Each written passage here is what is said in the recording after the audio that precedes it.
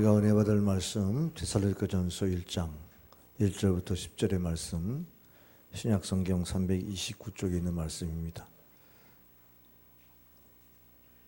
오늘 이 말씀을 제가 봉독할 때 하나님의 음성으로 듣기를 바랍니다.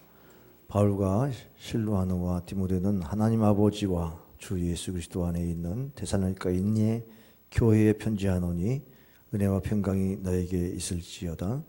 우리가 너희 모두로 말미암아 항상 하나님께 감사하며 기도할 때에 너희를 기억함은 너희의 믿음의 역사와 사랑의 수고와 우리 주 예수 그리스도에 대한 소망의 인내를 우리 하나님 아버지 앞에서 끊임없이 기억함이니 하나님의 사랑하심을 받은 형제들아 너희를 택하심을 아노라. 이는 우리 복음이 너에게 말로만 이른 것이 아니라 또한 능력과 성령과 큰 확신으로 된 것임이라.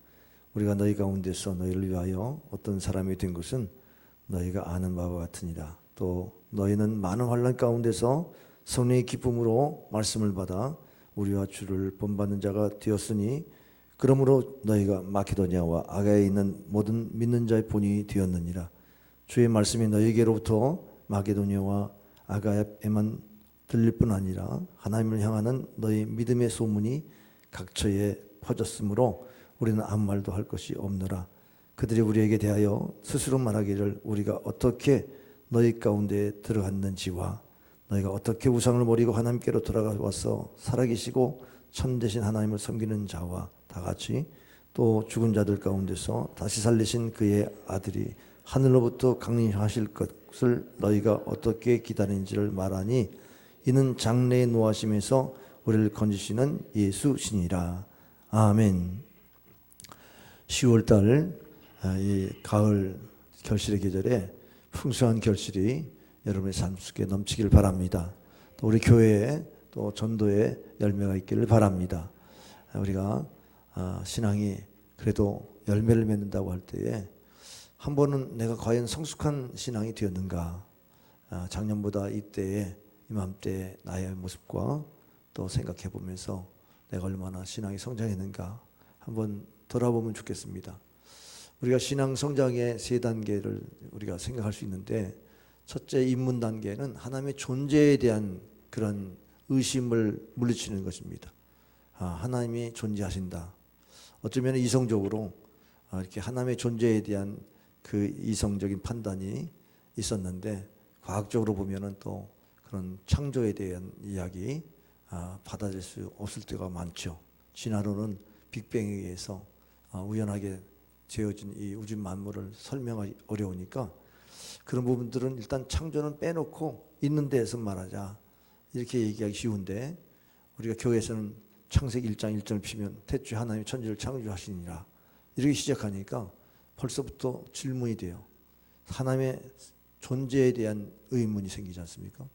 그래서 하나님의 존재에 대한 의문을 풀어가면서 믿음이 들어오는데, 내가 존재하기 위해서 부모님이 계신 것처럼 이 땅에 인류를 존재하게 하시기 위해서 창조주가 계시다. 그분이 하나님이 아니더라도, 우리가 믿는 예수님의 아버지가 아니더라도 신의 창조라고 하는 이 부분에 인식이 되면 어느 정도 신앙에 들어올 수가 있습니다.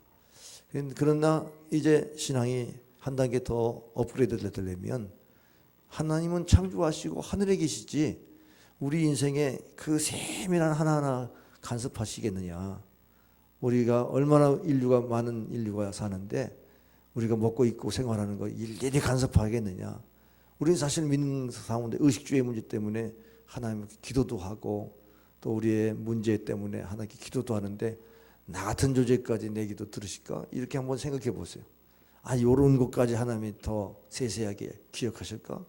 우리 머리털까지 세심 받는다고 하셨는데 과연 그렇게 하나님이 우리의 작은 것까지 아실까? 이런 의심도 있는데 그걸 뛰어넘어야 됩니다.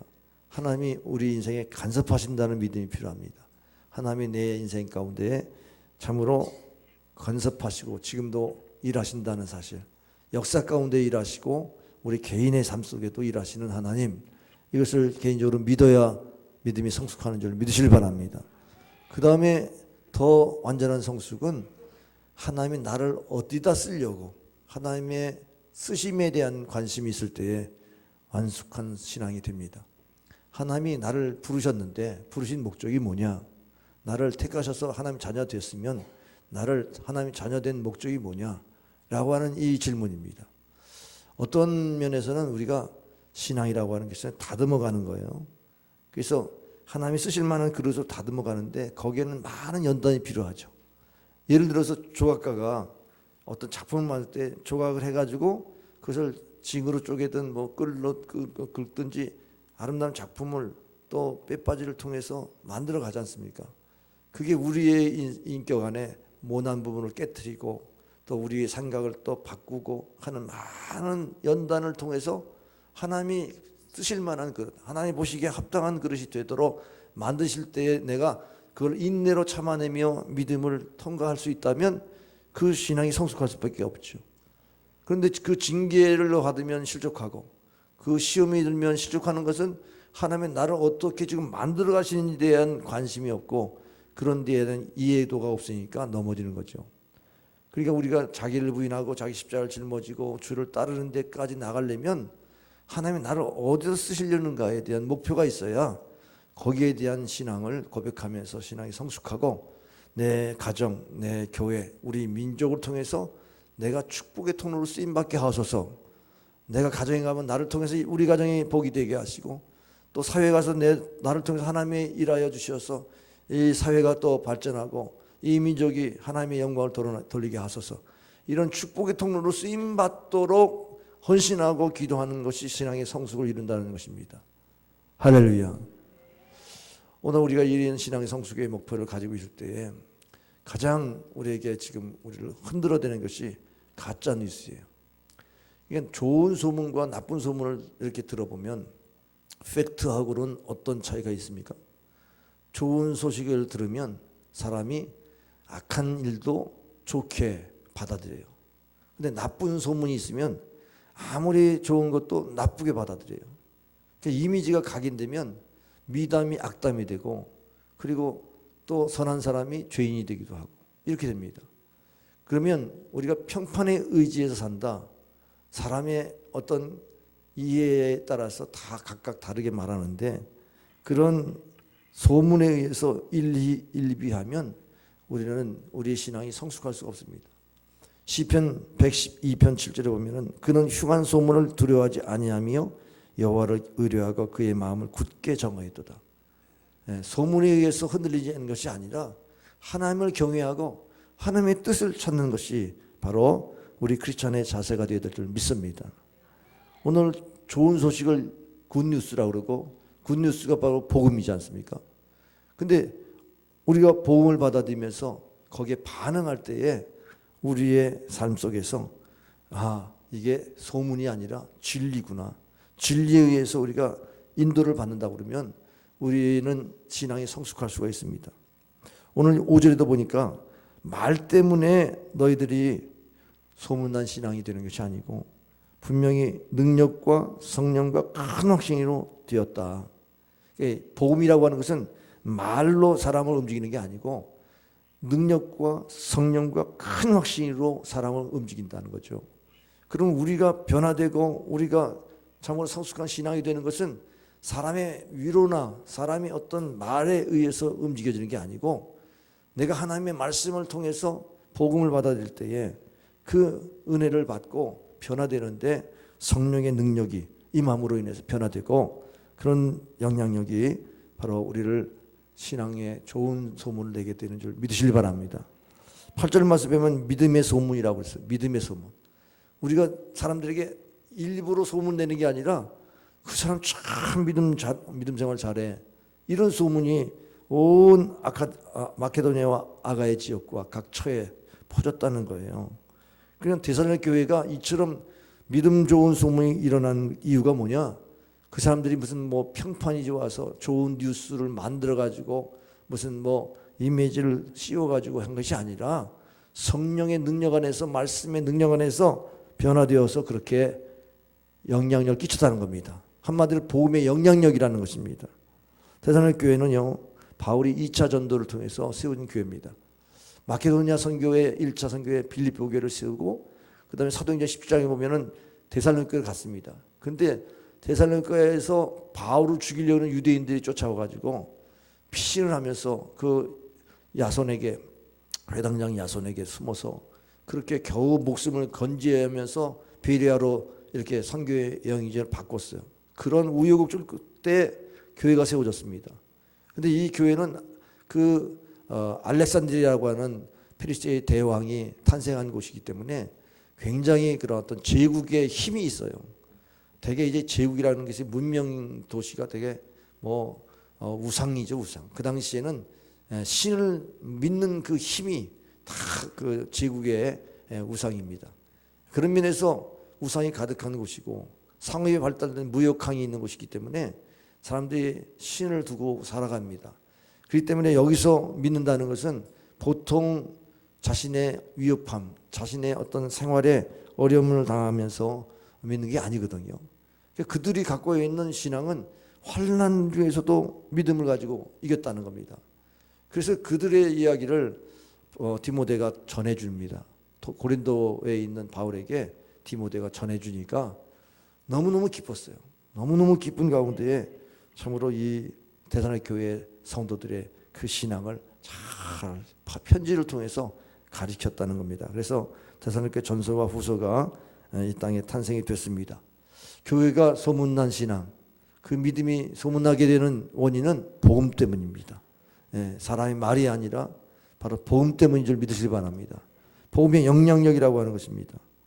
복음의 위대함은 한 사람을 바꾸는 거예요.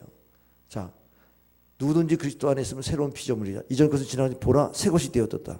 그러면 과거에 발목 잡혀 사는 사람들 있잖아요. 과거의 상처, 과거의 무슨 어떤 불행한 과거, 그거 지우고 싶은데 그게 자기의 인생의 이력이 돼가지고 늘 자신이 불행해져요. 근데 예수 안에 있으면 이전 것은 지나간 겁니다. 과거는 지나가고 이제부터 스타트, 이제부터 새 인생을 출발하는 거예요. 그러면 어떤 사람에게든지 그 사람의 신분이 어떻든지 불행한 인생이었든지 기구한 인생이었든지 상관없이 예수님만 믿는 그 순간부터, 거듭난 그 순간부터 새 인생입니다. 그러니까 그 사람이 변화된 것을 가지고 말하면 사람들이 어떻게 그렇게 변화됐어? 어떻게? 복음 때문에, 예수님 때문에. 이게 사람을 바꾸고 시대를 바꾸고 우리의 사회를 바꾸는 힘인 줄 믿으시길 바랍니다. 개과천선이라는 말을 들었어요.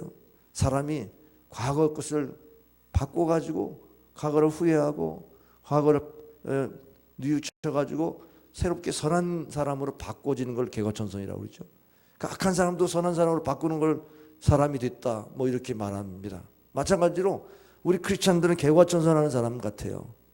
예수 믿고 거듭나면 예수 믿기 이전과 이후의 삶이 변화되는 겁니다.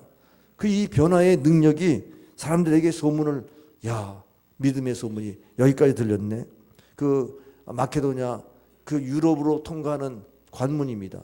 또 아가야, 이 터키 지역과 연결되는 아시아와 유럽을 통과하는 관문에 거기에 이런 소문이 전 지중해 연안에 다 퍼졌다는 것은 놀라운 거죠. 그들이 얼마나 믿음이 엄청났으면 이런 소문이 있었겠습니까? 그래서 바울이 1절에 보니까 참 그들에게 은혜와 평강이 있을지어다 이렇게 먼저 축복합니다.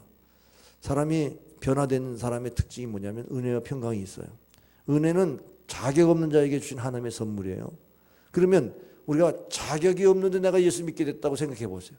나 같은 사람도 예수 믿게 됐다고 생각해 보세요. 그러면 감사가 있지 않아요?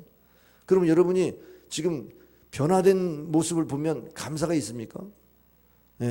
과거에는 이렇게 불평하고 원망했는데 나 같은 사람도 예수 믿게 됐다고 하면 정말 감사하죠. 어떻게 내가 예수님을 만나고 예수를 믿게 됐는가? 은혜라는 말이 바로 참으로 소생한다, 그런 뜻이 있어요.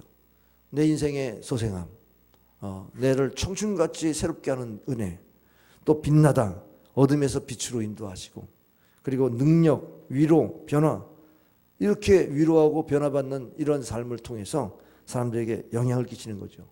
은혜가 있는 사람은 은혜가 사람들에게 영향을 주고 여러분의 가정의 공동체에 영향을 주고 은혜를 끼치는 자가 되는 줄 믿으시길 바랍니다. 그 다음에 평강. 평강은요, 예수님께서 말씀한 대로 요한복음 14장 27절에 내가 너에게 평안을 주노니 내가 주는 평안은 세상이 주는 평안과 같지 않으니 너의 마음에 근심하지 말고 두려워하지 말라고 말씀했어요. 그 말씀은 세상에 주는 평안은 뭐든지 소유해서 불안하지 않게 만들어요. 지식을 가지고 불안하지 않게 만들고 자꾸 자기 것을 채워야만 불안하지 않는다는 가르침입니다. 그런데 이 채우면 채울수록 또 불안한 거예요. 왜? 빼앗길까 봐. 또 내가 더 지식적으로 모자랄까 봐. 그러니까 우리가 세상의 평안을 가지려고 노력하는 만큼 더 미궁에 빠지고 더 불안해요. 근데 평안은 뭐냐? 주님이 평강의 왕으로 오셨어요. 그는 평강의 왕이요, 기묘자요, 모사라, 전능하신 하나님, 참으로 아버지시, 영원하신 하나님, 그리고 아버지시라고 그랬으니까 예수님의 모습이 평강의 왕이에요. 평강의 왕으로 우리 안에 오시면 우리가 평안을 누릴 수 있는 거죠. 주님이 다스려 주시는 그 성품 안에 평강이 임하는 줄 믿으시길 바랍니다. 그래서 우리가 예수님과 더불어 살면서 예수님은 마음에 모시고 살면서 은혜와 평강 가운데 있으면 사람들이 도전을 받아요. 와, 저 사람 사정 내가 아는데 저렇게 어려운데 어떻게 저렇게 감사하며 살지? 어떻게 저렇게 편안하게 사는지 몰라. 왜 그래? 요즘 무슨 뭐 즐거운 일이 있어? 이렇게 물어본다면 평안에 대한 이유를 묻는 사람에게 아니야, 나 옛날에 같이 똑같은 형편인데 내 마음에 주님 오시니까 이렇게 평안해. 이렇게 되는 거죠. 마음에 두려워하지 말라고 그랬으니까 나 두려움이 없어. 주님이 마음에 근심하지 말라 했으니까 나 근심도 하나님께 맡기고 평안해. 이게 가식이 아니라 주님이 우리 안에 오시면 그렇게 됩니다. 할렐루야. 은혜와 평안이 있을지어다. 우리 옆 사람에게 은혜와 평강이 있기를 바랍니다. 은혜와 평강이 있기를 바랍니다. 인사를 나누세요. 근데 보니까는 은혜가 별로 없는 것 같아. 얼굴이 좀 어두워. 평강이 없는 것 같아. 불안해 보여. 그럼 오늘 설교 잘 들어보세요. 모라비안 교도들이 경건주의자들로 진제드루프의 그 후예들이 공동체 생활하면서 그렇게 신앙을 열심히 찬송하고 기도하는 생활을 했습니다. 그런데 이 웨슬리가 이제 목사의 아들로 미국의 그 인디안 선교를 떠납니다. 조지아 선교를 떠나는데 대서양을 지나서 이제 한 열흘이면 미국에 도착하겠는데 대서양 그 한복판에서 큰 풍랑이 일어났어요. 그러니까 너무너무 죽을 것 같아서 두려웠습니다. 근데 모라비안 교도들은 그냥 찬송하고 기도하면서 얼굴이 너무 환하게 그렇게 평안한 것을 보고 도전을 받은 거예요. 그리고 그 항해 기간 동안에 그 허들의 일 같은 거 청소하고 이런 일들을 얼마나 기쁨으로 감당하는지 도전받는 거예요. 그런데 자기가 목사들로서 선교사로서 지금 가는데 왜 이렇게 내가 두렵나 도전을 받고 이제 그 모라비안 교도의 교회를 찾아갔습니다. 올드게이트 교회에 찾아가서 수요일 날 9시 15분에 가슴에 뜨거운 불이 임했습니다. 오직 의인은 믿음으로 말미암아 살리라. 그 로마서 1장 17절의 말씀을 그 읽고 주석할 때에 가슴에 불이 임해가지고 그 불안했던 마음이 사라졌다는 겁니다. 여러분, 우리가 불안한 것을 극복한다는 게 내 힘입니까? 주님이 내 안에 오셔서 성령님이 내 안에 오셔서 능력과 성령과 큰 확신으로 된 것이죠. 할렐루야.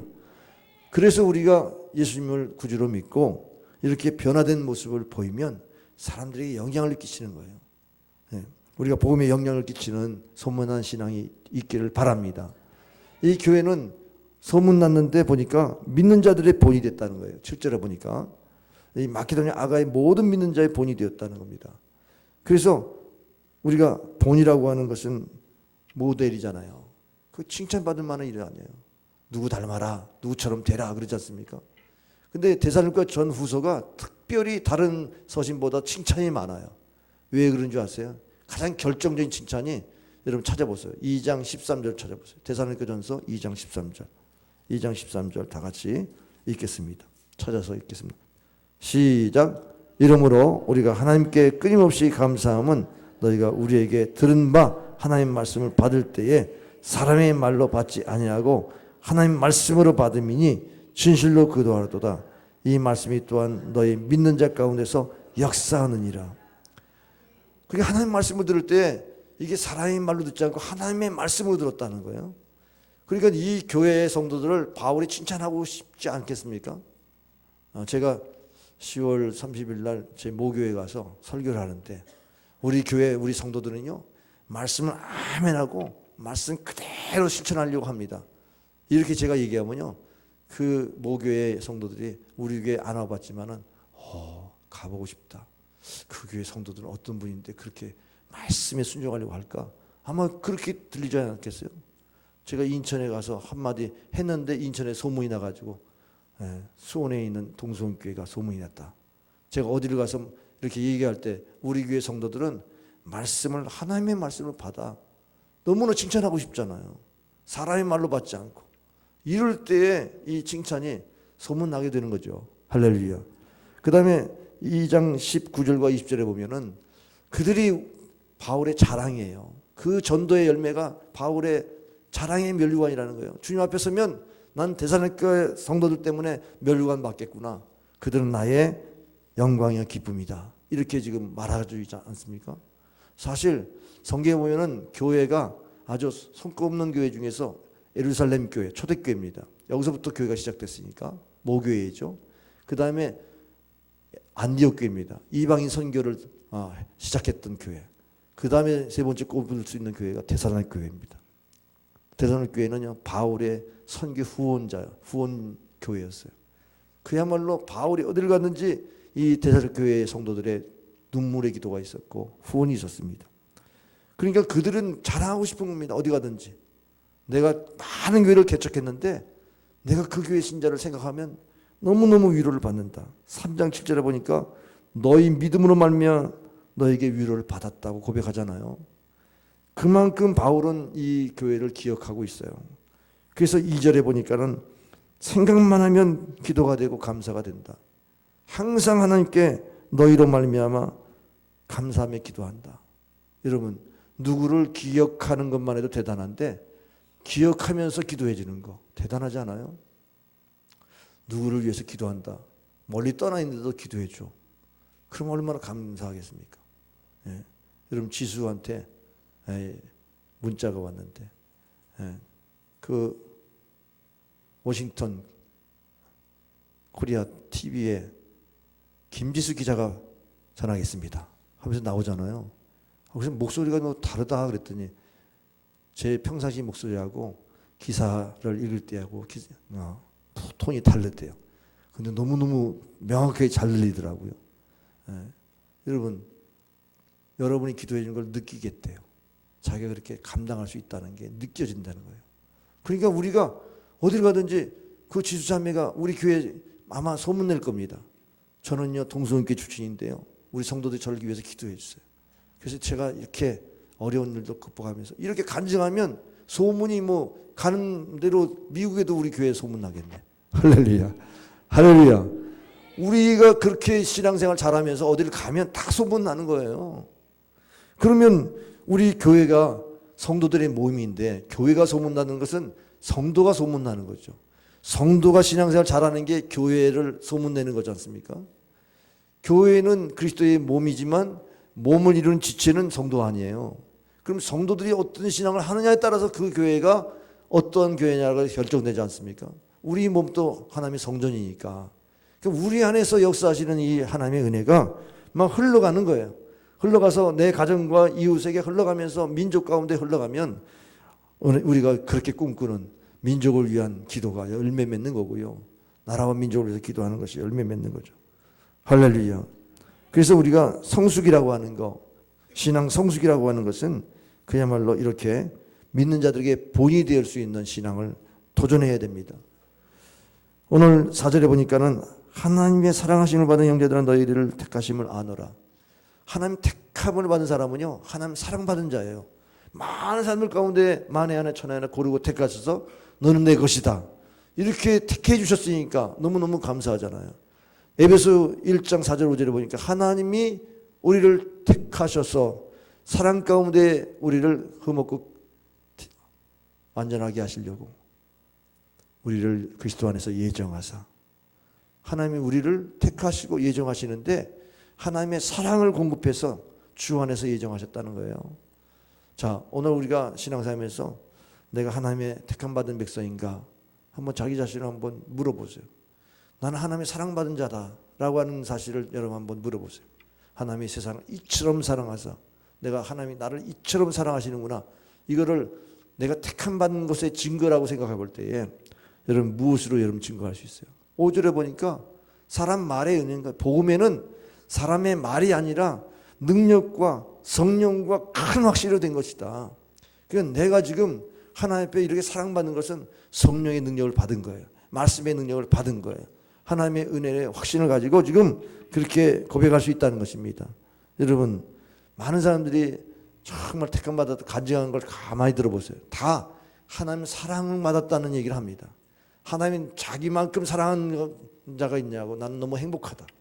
사실은 이제 자기 행복을 말하면서 자기 본의에 말하는 것 같지만 다 그게 택함 받은 자의 특징이에요. 하나님이 나를 지명했거든요. 나를 택하셨다는 것은 그 분야에 너를 택하셨다고 이렇게 말하기 때문에 그렇게 해서 누구와 비교할 수 없는 은혜가 임한 겁니다. 여러분이 병들었다가 나으면 하나님이 나를 고치셨다. 그래서 복음을 전할 때마다 병 고침을 받으라. 병 나음을 받으라. 할렐루야. 할렐루야. 이렇게 선포할 수 있잖아요. 아멘. 제가 오늘 새벽에 기도하면서 우리 성도들은 하나님의 택함 받은 백성이에요. 하나님 사랑받은 백성이에요. 그러면 여러분이 병자가 나오면 병자를 고쳐요. 병자도 고치고, 병 고치는 거에 대해서 무슨 뭐 특별한 사람이 고치는 게 아니고 우리 믿는 자들은 다 이 병 고칠 수 있는 특권이 있어요. 왜? 예수님이 우리를 위해서 죽으시고 그 채찍에 마심을 병 낫게 하시기 때문에 십자가의 고난을 우리가 기억하고 믿고 나아가면 예수님의 피로 우리를 치료하신 줄 믿으시기 바랍니다. 예수의 보혈로 귀신을 쫓아내고 이런 기적과 이사가 나타나는 겁니다. 그러니까 그런 것을 체험하면 와 하나님 나를 사용하시는구나. 나를 이곳에 보내셔가지고 나를 이렇게 사용하시는구나. 이럴 때 성숙되는 겁니다. 신앙이 성숙되는 거예요. 그래서 더 구체적으로 성령의 감동된 말씀으로 환난을 이기는 거죠. 6절에 보니까 또 너희는 많은 환난 가운데 성령의 기쁨으로 말씀을 받아 우리와 주를 본받는 자가 되었으니. 여러분 말씀을 붙들고 있지 않으면 환난이 올 때 다 무너져요. 환난이 있을 때에 환난을 이길 수 있는 믿음, 그 믿음이 여러분에 있기를 바랍니다. 그러려면은 성령의 기쁨으로 말씀을 받아. 그냥 말씀이 머릿속에 기억나는 말씀이 아니라 성령의 기쁨, 내 안에 마음의 기쁨까지 일어날 수 있는 아멘 하고 말씀에 의해서 내 기쁨이 일어날 수 있는 그 말씀이 여러분이 환난을 이기게 만든다는 겁니다. 여러분 기쁨이 없으면 환난 못 이겨요. 네? 여러분이 환난을 이길 힘이 여러분이 있는 것 같아도 이상한 기쁨이 와요. 환난을 당해나 담대하라. 내가 너와 함께한다. 하나님 함께한다는 게 느껴지면 그냥 담담하게 그 환난을 이겨낸거든요. 많은 사람들이 환난을 못 이겨냅니다.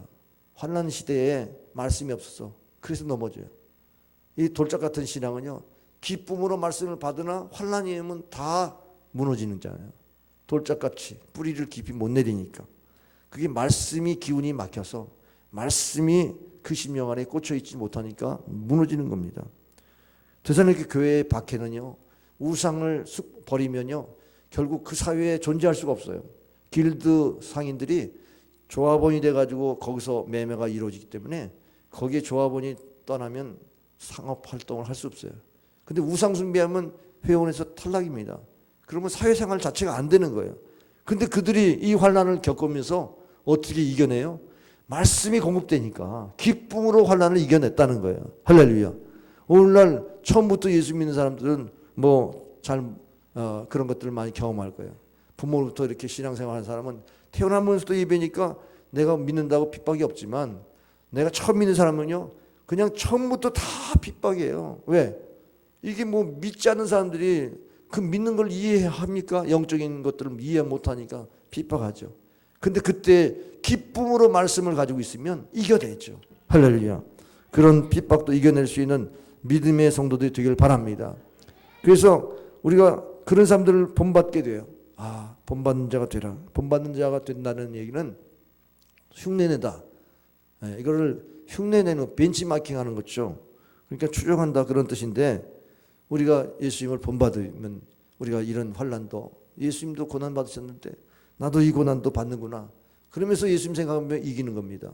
예수님이 제자들의 발을 씻으면서 내가 이렇게 섬기는 것처럼 너희도 나를 본받아 섬기라고 이렇게 말씀하셨어요. 본받으라는 말씀이 거기 나와요. 그러니까 예수님은 무엇을 하든지 본을 보이시려고 했어요. 새벽에 일찍 기도하시면서 제자들을 이끌고 기도의 본을 보여주시고 이렇게 기도하라 이렇게 가르치지 않습니까? 그러니까 결국은 본받게 하려고 예수님께서 우리에게 모범을 보이셨는데 그 모범, 그 십자가의 길 우리도 갈 수 있도록 우리가 신앙생활하면서 환난도 말씀의 기쁨을 가지고 승리할 수 있기를 바랍니다. 주님도 말씀을 구하면서 승리한 줄 믿습니다. 데살로니가전서 1장 3절 다 같이 한번 읽겠습니다. 소문난 신앙의 특징이 뭐예요? 시작. 너희의 믿음의 역사와 사랑의 수고와 우리 주 예수 그리스도에 대한 소망의 인내를 우리 하나님 아버지 앞에서 끊임없이 기억하비니. 아멘. 이 데살로니가 교회의 소문난 신앙은 첫째는 이 믿음, 소망, 사랑이 이렇게 행동하는 신앙. 믿음, 소망, 사랑은 어떻게 보면 명사지만 이게 동사로 바뀌는 이런 믿음에는 일하는 믿음, 그 다음에 사랑에는 수고하는, 희생하는 사랑, 인내는 소망은 인내하는 소망, 이렇게 행동하는 신앙에 대해서 말씀하고 있어요. 그런 이 신앙에 대해서 소문이 난 거죠. 우리가 이 믿음의 역사가 일어나려면 주의 말씀이 우리를 지배해야 됩니다. 여러분이 어려울 때 되게 믿음이 자라요. 평상시에는 믿음이 다 있는 것 같은데 환난이 오면 믿음이 없는 사람들은 무너져요. 근데 믿음 있는 사람이 환난을 이기는데 그 내용을 들어보면 말씀을 믿어요. 말씀. 환경을 믿는 게 아니라 말씀을 믿는 거예요. 그래서 8절에 보면 주의 말씀이 믿음의 소문을 내게 했다. 주의 말씀이 그 신앙을 붙잡고 있으니까 그래서 사람들이 야, 저 사람들 어떻게 믿었지? 보니까 알고 보니까 비밀이 하나님 말씀을 붙든 거예요. 환경 보면서 흔들린 게 아니고 말씀 보면서 이겼다는 겁니다. 여러분 믿음의 소문이요 평안할 때는 잘 안 나요. 여러분 어려울 때 소문이 나요. 평상시에는 입으로 믿어요. 주여 주여. 그런데요 환난이 오면요 쫙 가슴에서 피가 끓는 그런 기도가 돼요. 그렇죠? 가슴으로 믿는 변화가 와요. 머리로 믿는 신앙이 아니라 가슴으로 믿는 신앙이 와요. 그러면 내 인생이 하나님께 드려지니까 막 하나님 만지심이 있죠. 생각이 바뀌고 마음이 바뀌고. 그러니까 아까 말씀대로 말씀을 하나님 말씀으로 듣는 거예요. 내게 주신 말씀이니까 그 말씀 붙들고 이겨내는 거죠. 하나님은 인류를 붙드시는데 말씀으로 인류를 붙든다고 히브리서 1장 2절에 말씀합니다. 그게 뢰마예요. 나를 붙드시는 말씀이 뢰마입니다. 따라합시다. 뢰마는 나를 붙드시는, 내게 주시는 말씀이다. 그러니까 나에게 주신 말씀 없으면 다 무너진다니까요. 환난이 오면 내게 주신 말씀이 없으면 다 무너지게 돼 있어요. 그래서 여기 하나님 말씀이 그들을 지탱하게 했다. 그래서 복음이 위대한 것은 환난을 이기게 하지 않습니까? 복음은 그리스도인들을 일하게 만들어요. 사역자가 되게 만들어요. 에베소 2장 10절에 보면은 그의 만드신 바라 어떻게 하나님의 선한 일을 행하기 위해서 예비된 자라. 우리를 구원하신 목적은 하나님의 선한 일을 행하기 위해서 구원하셨다는 거예요. 그러면 행함이 구원을 이루는 건 아니에요. 선행을 통해서 구원하는 건 아니지만 내가 구원받은 사람이라면 내가 결국 착한 일을 하게 된다는 거죠. 우리가 천주에서 말하는 고행이나 근신이나 그렇게 공로로 구원받는 것을 가르치면 안 됩니다. 왜? 행함이 없는 믿음은 죽은 믿음이거든요. 결국은 내가 구원받는 것도 아멘 하면서 주님 앞에 선한 일을 행하는 이 모습이 열매로 나타나야 그게 진짜 믿음이라는 거죠. 왜? 그렇게 안 하면 환난이 오면 다 못하거든요. 환난이 오면 행함이 안 생기는 건 죽은 믿음이라니까요. 그 죽은 믿음으로 구원이 있겠습니까? 살아있는 믿음은 결국 행동하는 믿음이다. 그런 말씀이죠. 여러분 11조 얘기하면 그거 율법 시대나 하는 얘기야. 그래요. 그러면 구약에 있는 건 다 율법이다. 율법의 눈으로 보면 구약에 끝났습니다. 신약의 은혜의 시대가 왔으니까 그렇게 11조가 율법적으로 하지 않아도 됩니다. 이렇게 가르치는 사람들이 있어요. 그런데 예수님이 뭐라 했어요? 11조를 드리는데 의와 인과 신을 버리지 말라 그랬어요. 예수님도 11조를 말씀하셨거든요. 아브라함도 율법 이전에 말씀 듣기도 전에 11조를 드렸거든요. 그래서 그건 복을 받았어요. 근데 행함으로 복을 받는 거예요. 우리가 구원받는 것은 행함이 없어도 믿음으로 구원받지만 행함으로 구원받는 것, 행함으로 복을 받아요. 율법을 지켜 행함으로 복을 받는 거예요. 그 11조 안 하는 사람은 물질의 복을 못 받는다. 그렇게 되는 이 말씀들을 기억해 보세요. 그러면 11조 안 해도 돼. 근데 복은 없어. 이러면 해야지. 예수님도 강조하셨는데. 그러니까 이게 우리로 하여금 행함이 없는 믿음을 자꾸 가르치는 교육은 이거는 복음이 아닌 거예요. 내가 마음 쓰면 아멘 받았으면 그대로 즉시로 행동하게 하는 복음, 이 복음이라야 진짜 믿음이죠. 너희 안에 행하시는 하나님이시니 자기 기쁘신 뜻을 너희에게 두어 행하게 하시느니라. 하나님 우리를 행하게 하시지, 하나님의 기쁘신 소원을 우리가 품고 주 앞에 일하게 하시지, 그냥 가만히 믿습니다 하게 하시지 않는다는 겁니다. 그 여러분이 믿음이 성숙하려면 사역을 통해서 경험하고 일을 통해서 체험하고 하나님의 복을 받으면서 믿음이 자라는 겁니다. 할렐루야. 그러니까는 성경의 믿음장 히브리서 11장에 보면은 아벨은 그냥 제사를 하나님 기뻐하는 제사를 드렸어요. 제물을 양을 잡아서 드림으로 그 제물이 그 믿음을 나타냈느니라. 하나님 기뻐하시는 증거를 제물을 통해서 받았느니라. 성경에서 그렇게 기록하고 있지 않습니까? 그냥 아벨이 착한 마음으로 예배드렸다, 그래서 하나님 인정한 게 아니고 그 행함을 통해서 기억됐다는 거예요. 노아는 방주를 지음으로 하나님 기뻐하심을 받았으니 믿음이 없이는 하나님 기쁘시게 못하느니 하나님께 나가는 반드시 그가 계신 것과 그를 찾는 자에게 상 주시는 이심을 믿어야 할지니라. 이렇게 연결되는 말씀. 그러니까 살아계신 하나님의 믿음을 가지고 그렇게 방주를 지은 거죠. 아브라함이 갈 바를 알지 못하는데 떠나라고 했을 때 말씀에 의지해서 떠나서 가나안 땅에 들어가서 또 백세의 아들을 바치라고 할 때 바치는 이 행함은 믿음, 여호와 이레의 복을 받는 믿음. 다 복을 받을 때는 행동을 요구하세요. 할렐루야. 복을 주실 때는 행함을 시험하세요. 할렐루야. 그러니까 믿음의 역사와 소문나는 신앙은 그들이 믿음 가지고 어떻게 사느냐에 대한 것이 소문나는 거지, 여러분이 교회 안에서 가만히 말씀 읽고 깨닫고 그렇게 머문다고 소문이 나갑니까? 아니죠.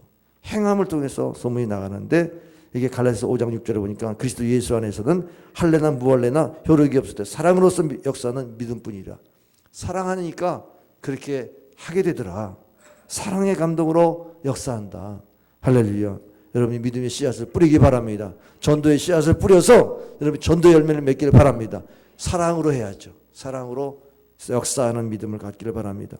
그 다음에 수고도 사랑의 수고라는 거예요. 사랑의 수고. 우리가 하나님의 수고를 보세요. 하나님이 인류를 말씀으로 창조하셨으면 인류를 진멸하는 것도 말씀으로 진멸할 수 있고 모든 것이 다 구원할 수도 있어요. 그런데 예수님이 이 땅에 왜 오셔야 됩니까? 사랑의 수고예요. 우리가 아직 죄인 있을 때 그리스도께서 죽으심으로 하나님의 사랑을 확증해 주시는 그 수고. 예수님도 십자가에 죽으심으로 하나님의 사랑을 보여준 것처럼 사랑을 보이는 것이 진짜 사랑이라는 거죠. 예? 사랑은 아가페의 사랑, 희생하는 사랑이에요. 근데 왜 이 사랑이 잘 안 되죠? 우리에게 우상이 있어요. 자기를 위해서 두는 것이 우상이에요. 그러니까 신을 내가 컨트롤할 수 있어. 이거 해. 이렇게 해주면 내가 이렇게 할게. 뭐 협상한 신으로 이렇게 기복신앙을 간 사람은 우상을 믿는 신앙이에요. 그 신앙은 진정한 수고를 못해요. 희생할 수가 없어요. 왜? 자기 중심이니까. 근데 하나님이 나를 이처럼 사랑했기 때문에 나는 무조건 사랑을 하는 겁니다. 거기에는 희생이 따라도 하는 겁니다. 왜? 자기를 위한 게 아니니까. 주를 위한 거니까 희생할 수 있어요. 그게 자기를 부인하고 자기 십자를 지고 희생하는 신앙이 바로 그게 사랑하는 신앙이죠. 그래서 사랑에는 수고가 따라야 된다는 거예요. 수고라는 말이 코폴스라고 하는 단어인데 이거는 채찍을 때리다는 거예요. 우리 예수님이 채찍에 맞으시는 고난에 동참하는 겁니다. 이것은요, 자르다, 때리다, 애쓰다, 가슴을 치면서 고통을 받는 것이 수고예요.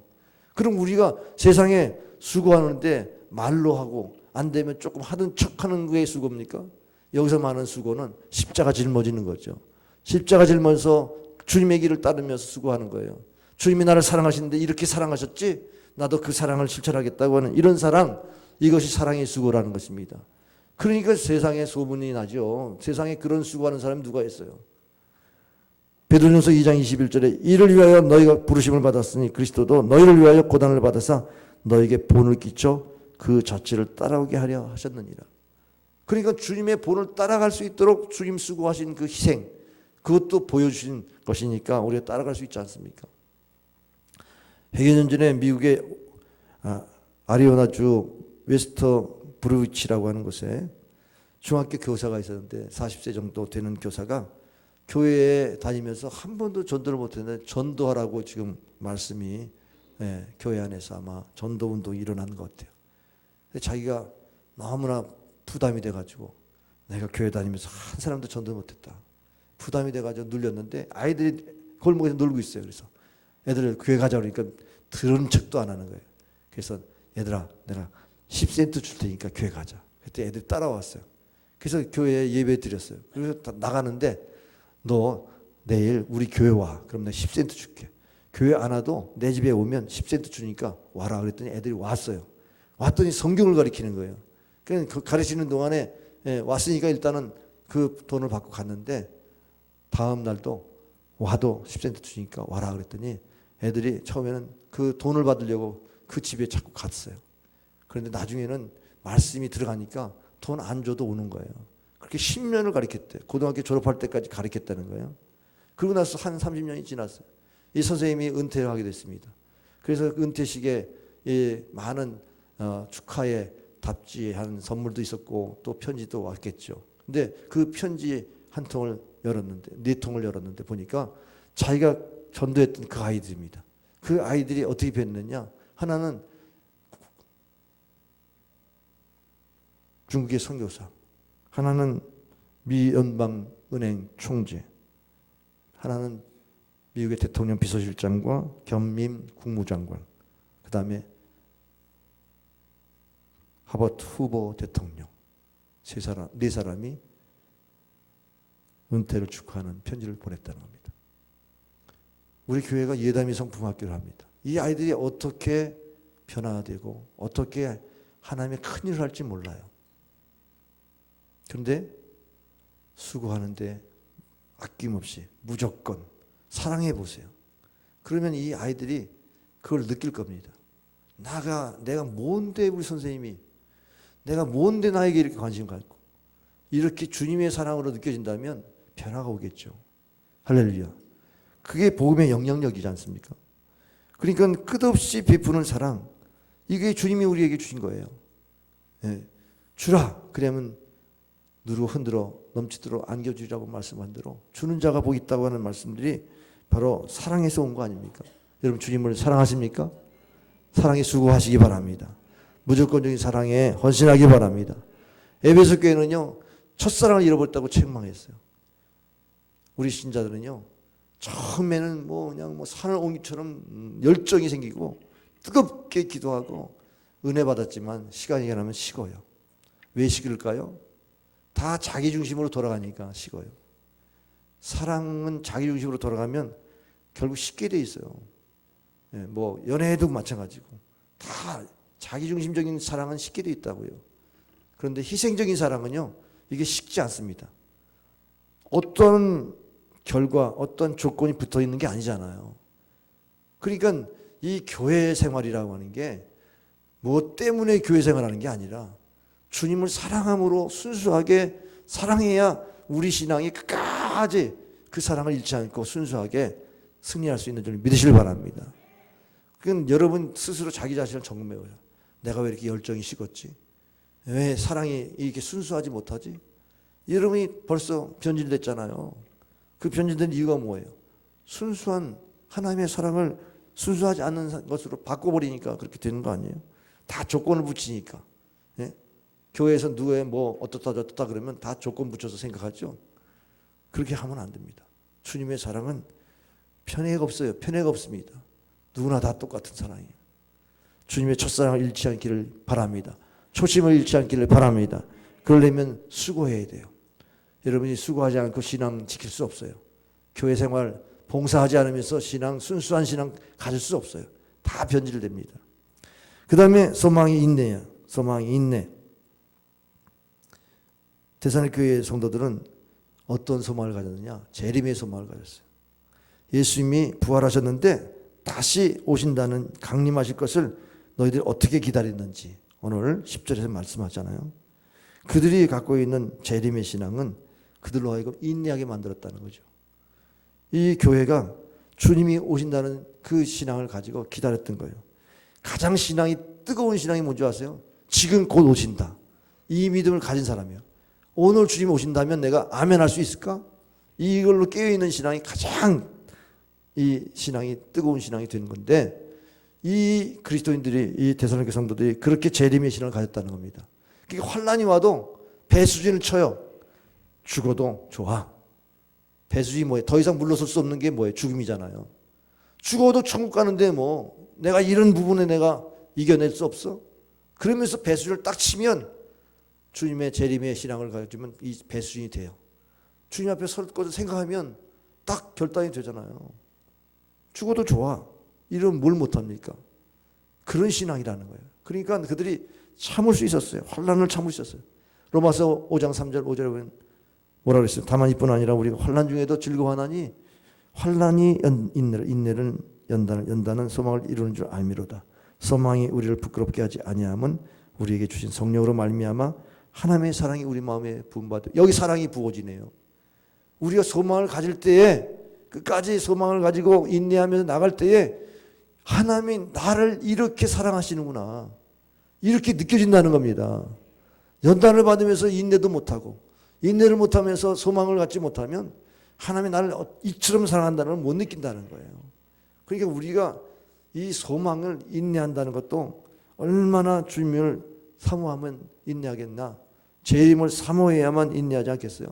근데 재림의 신앙이라는 것은 이 모든 다 팽개치고 주님 오실 것만 기다리는, 산에 들어가가지고 어떤 교회 집회에 참석해가지고 주님 오신다고 가정 다 팽개치고 그리고 재림 신앙을 갖는 것이 아니에요.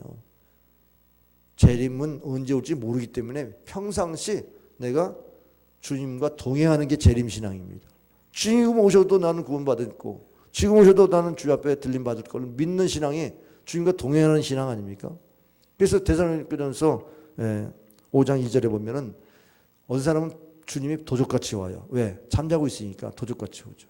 근데 우리는 깨어 있으니까 주님이 낮처럼 와요. 우리는 낮의 아들이라, 빛의 아들이라. 그럼 빛 가운데 우리는 예수님을 만나는 겁니다. 그러니까 우리가 주님과 늘 동행하면서 자도 그 동행하는 잠에서 깨울 수 있는 하나님의 은혜가 있는 거죠.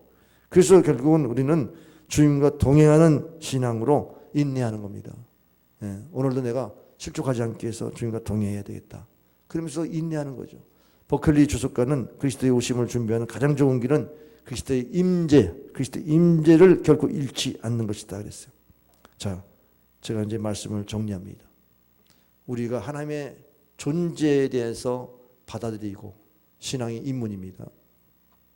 지금도 내 삶을 간섭하신 하나님을 받아들이고, 그리고 나를 어디에 쓰실 것인지를 준비하며 기대하고 준비하며 따를 수 있는 신앙이라면 성숙한 신앙 아니에요? 언제 주님 오실지 몰라도 주님을 바라보면서 믿음을 세워나가지 않겠습니까? 오늘 우리 로마서 8장 18절 생각하는데 현재의 고난은 장차 우리에게 나타날 영광과 좋게 비교할 수 없다. 정말 하나님의 영광을 바라보면서 지금도 고난을 이겨내야 하는 것입니다. 여러분 항상 기억해야 할 것은 교회는 하나님이 지키십니다. 하나님의 것입니다. 하나님이 함께 하십니다. 우리 성도도 하나님의 것이에요. 고린도전서 6장 19절 20절 하나님의 성전으로 삼으셨어요. 그러니까 우리는 교회를 통해서 하나님이 이런 신앙을 키워주시면서 교회에서 역사하고, 여러분이 교회 봉사하고, 또 여러분이 사랑을 나누고, 그리고 인내하면서 하나님의 영광을 구하면서 이렇게 신앙생활하면 여러분이 믿음도 자라면서 여러분이 믿음이 자라서 교회를 소문내면 그 상급을 여러분이 다 받을 것입니다. 할렐루야. 전도도 될 것이고요. 교회가 소문나서 이 지역사회와 온 세상에 복음을 전하는 교회가 되어질 줄 믿습니다. 이번 오이코스 전도에 여러분이 한번 이 말씀 앞에 무릎을 꿇어보세요. 나는 말로만 믿음 생활하고 수고도 안 하면서 사랑한다고 그러고 참지도 못하면서 소망을 갖는다고 그러고 그리고 재림의 신앙도 없으면서 하나님과 동행하지도 못하면서 전도한다고 그러면서 말로만 전도해 이런 것들 회개하고 정말 여러분의 신앙이 소문나면 찾아오게 돼 있어요. 우리를 만나서 그 소망을 좀 알려달라고 말하기도 있어요. 복음의 영향력이 영혼의 전도가 맺혀진 열매가 맺혀진 역사가 있게 될 줄 믿습니다. 이번 오이코스에 많은 영혼들을 초대하시고 전도 열매 맺기를 주의 이름으로 축원합니다. 기도하겠습니다. 아버지 하나님 감사합니다.